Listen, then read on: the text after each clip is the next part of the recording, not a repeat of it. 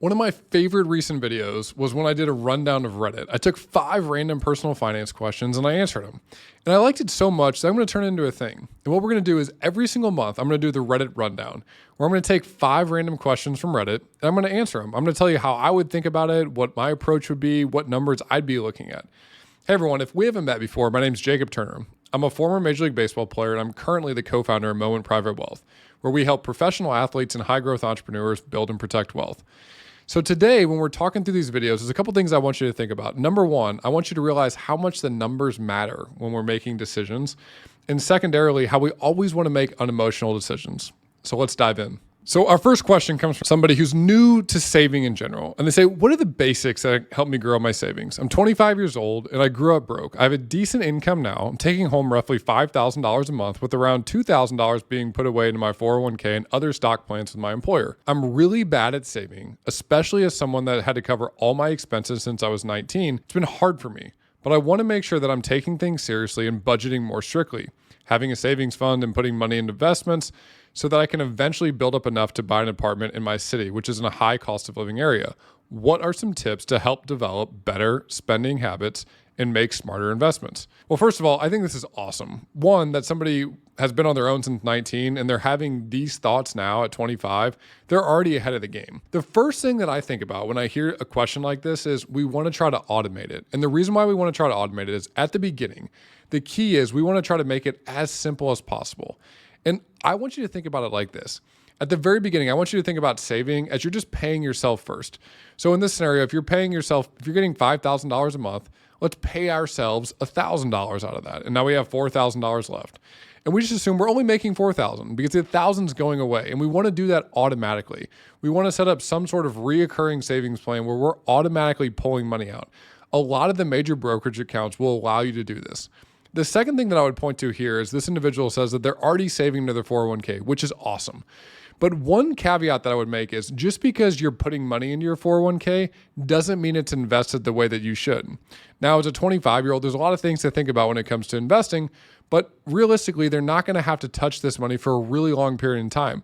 So I would really encourage anybody that's in a situation like this to not only make sure that you're saving into your 401k, but also understand what are the investments inside my 401k and how is my money actually being invested in there. Our second question also deals with retirement, and it deals with different types of retirement accounts. It says, what is the point of having a 401k in a Roth IRA / another retirement account? This is probably a stupid question, but I'm new to caring about personal finances. I've been wondering this. Is it just to maximize savings for retirement? Should everyone have both or only open a Roth IRA after you've been maxing out your 401k? I think this is a great question. And the first thing I think about here is, even though these are both retirement accounts, I want you to think about them very differently. And the reason for that's kind of simple. A 401k oftentimes is what's called a traditional 401k. So that means that the money that you put into that account, you're getting a tax deduction in that given year. Now, at some point, you're going to have to pay taxes on that money when you take it out in retirement. A Roth IRA, on the other hand, you're getting no tax deduction today, but you're diversifying your tax exposure in the future because a Roth IRA is not taxed in the future. All the growth that you have in there comes out tax-free. The other thing to think about here is it really depends. It depends on what your planning looks like.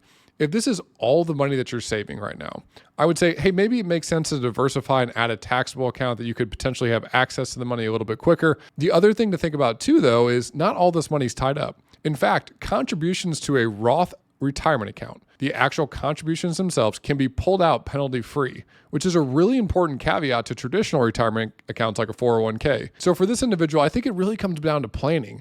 What are we trying to accomplish in what time period, and then moving towards and what accounts are best for us to accomplish that. The third question dives into something that I actually really care about. So believe it or not, I am a car guy, but I'm such a car guy that I know not to buy a bunch of cars because I'll just want to keep buying them. Here's the question.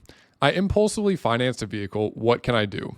Recently purchased a relatively new Tacoma because I needed a truck for work and immediately regretted it. I have no issue with the payments. I financed about $30,000, but I feel like I've wasted my money on a vehicle that offers almost no functionality over my old car with worse gas mileage, lower power, and very little towing capacity. I should have done a lot more research than I did, and with my needs, I would have gone with an F-150 in hindsight. I have relatives that have an old Dodge work truck that I could get inexpensively. Should I stick with it, sell it when I pay it off, or is there a better way to cut my losses? Well, I have good news and bad news. There is a clear strategy in my mind, but the strategy is still not a great one.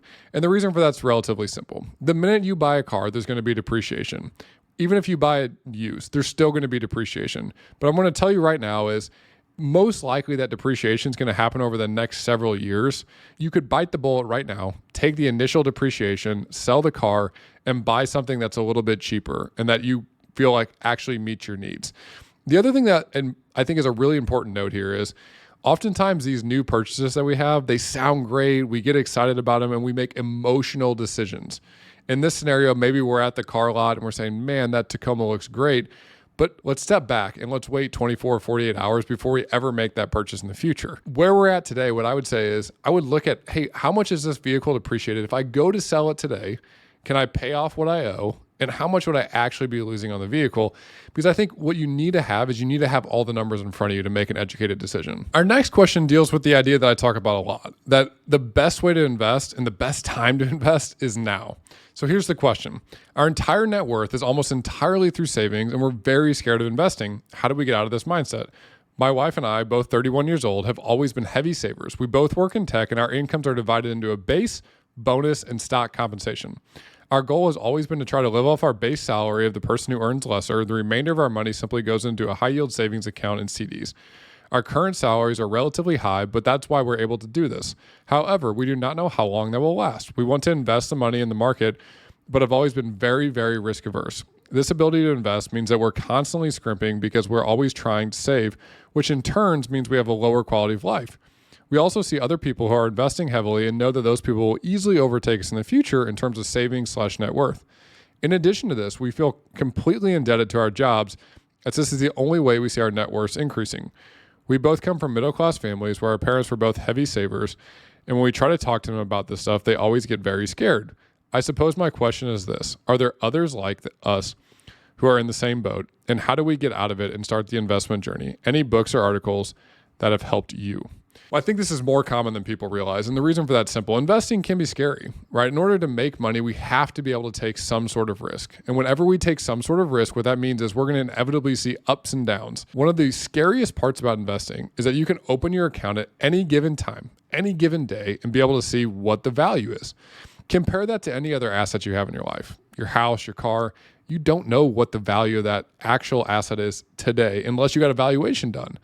And oftentimes it actually protects you as the investor because you're not saying, should I sell it? Should I buy more? When it comes to the market, we're seeing this every single day, which is one of the scariest parts about it. So how do we go about combating this? And it's easy to say, just start.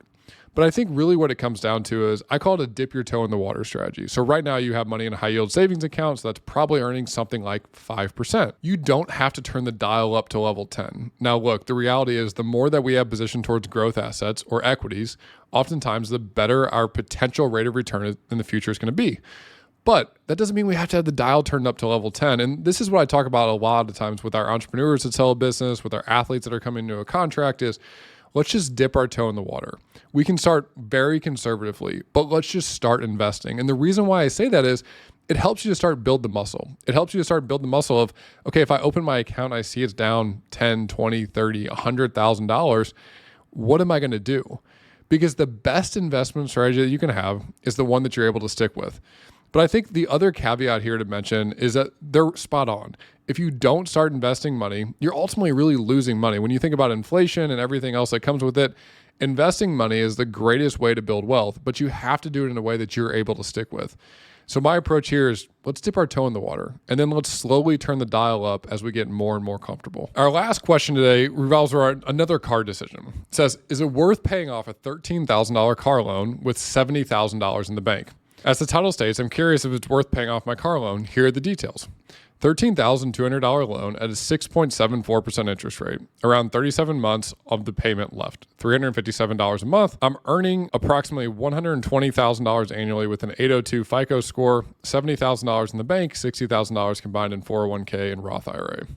And here's how I would think about this is first and foremost, when we think about different debt that we have, the only debt that I ever recommend to a client is what I would call good debt. And the way that I describe good debt is one, is the interest rate reasonable for what we're buying? And secondarily, is it an asset that could potentially go up in value? Oftentimes, this is a house. Outside of that, typically we're always looking to pay off debt. Now, it does depend on what the interest rate is, but the way that I think about the interest rate is like this. what could we earn on a risk-free rate of return? So think high yield savings account versus what is our interest rate today? So let's just use a scenario. Right now, a high yield savings account is going to pay you somewhere between 4.5 and 5. This debt is costing him 6.74% in interest. And it's not a debt that's going to go up in value in terms of the asset. A car is going to go down in value, right? Unless it's a collector's vehicle, which just doesn't sound like it is. So in this scenario, I think it probably makes sense to take a look at, okay, if I could pay it off, should I do that? And I think when I'm looking at this, he's $70,000 in the bank, that could potentially be a great option for him. But I think the important thing to think about here, if you're in a similar situation, is always looking at what is my interest rate today? What is the asset that I own? Is it an asset that could potentially go up in value, or is it a car like this that we know is going to depreciate in value? And then understanding what is the delta, or what is the difference between what I could earn without taking on any risk, high yield savings account, money market, things like that, versus what is my actual interest rate on the debt. So in this scenario, there is some delta there. I think it makes sense to potentially look at paying that off. One of my big takeaways from all 5 of these questions is they all revolve around 2 things. 1, they revolve around planning. And 2, they revolve around what are the numbers? Because when it comes to personal finance, the reality is it often depends. And I know that's not the best answer, and that's probably not the answer you want to hear, but it depends on your situation and what you're trying to accomplish. But it also depends on what the numbers are. Because when it comes to personal finance, we want to make unemotional decisions. We want decisions that are in your best interest from a financial perspective and are as unemotional as we can possibly be. That wraps up another edition of the Reddit Rundown. This is something I'm going to be doing every single month, where I'm answering 5 questions from Reddit. And I'll tell you what, if you have a question that you want me to answer, drop it in the comment section below, and I'll make sure I include it on my next rundown.